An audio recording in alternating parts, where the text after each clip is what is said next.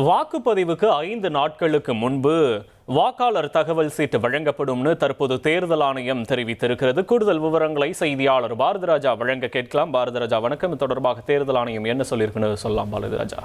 கண்டிப்பாகவே வாக்காளர் அடையாள அட்டையை தொடர்ந்து வாக்காளர்கள் வாக்களிக்க தேவையான அந்த வாக்காளர் தகவல் சீட்டு, இந்த சீட்டு எதுக்காக நம்ம பூத் ஸ்லிப்னு சொல்லுவோம், எதுக்குன்னா வாக்காளர் பட்டியலில் அவரது வரிசை எண் குறிப்பிடப்பட்டிருக்கும். இதை கொண்டு செல்லும் போது ஒருவேளை வாக்காளர் அடையாள அட்டை இல்லைன்னா கூட இந்த பூத் ஸ்லிப்பை மட்டும் வச்சுக்கிட்டு அவர்கள் ஏதேனும் ஒரு அடையாள அட்டையை காட்டி அவர்கள் வாக்களிக்க முடியும். இதற்காகத்தான் அந்த பூத் ஸ்லிப் ஆனது கொடுக்கணும். வழக்கமாக தேர்தலுக்கு ஒரு நாளைக்கோ அல்லது வாக்குப்பதிவுக்கு ஒரு நாளைக்கோ 2 நாளைக்கோ முன்னாடி கொடுக்கப்பட்டு வந்த வாக்குச்சீட்டு இம்முறை 5 நாட்களுக்கு முன்பே வாக்காளருக்கு வழங்கப்படும் என தமிழக தலைமை தேர்தல் அதிகாரி அர்ச்சனா பட்நாயக் தெரிவித்திருக்கிறார்.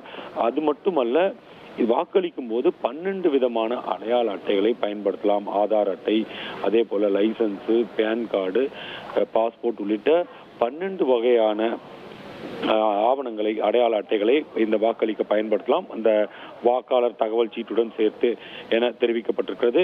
அது மட்டுமல்ல, வெளிநாடு வாழ் இந்தியராக இருந்தால் கட்டாயம் அவரது ஒரிஜினல் பாஸ்போர்ட் கைவசம் இருக்க வேண்டும். அப்போதுதான் அவர் பூத் ஸ்லிப் இருந்தாலும் கூட வாக்களிக்க முடியும் எனவும் தெரிவிக்கப்பட்டிருக்கிறது. ஒட்டுமொத்தமாக இந்த வாக்காளர் தகவல் சீட்டு, பூத் ஸ்லிப் என்பது ஒவ்வொரு வாக்காளர்களுக்கும் முக்கியம்.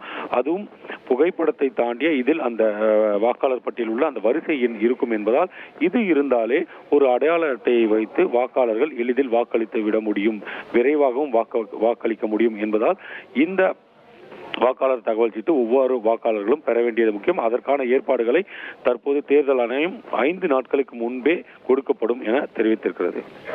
உங்களுடைய விவரங்களுக்கு நன்றி பாரதிராஜா.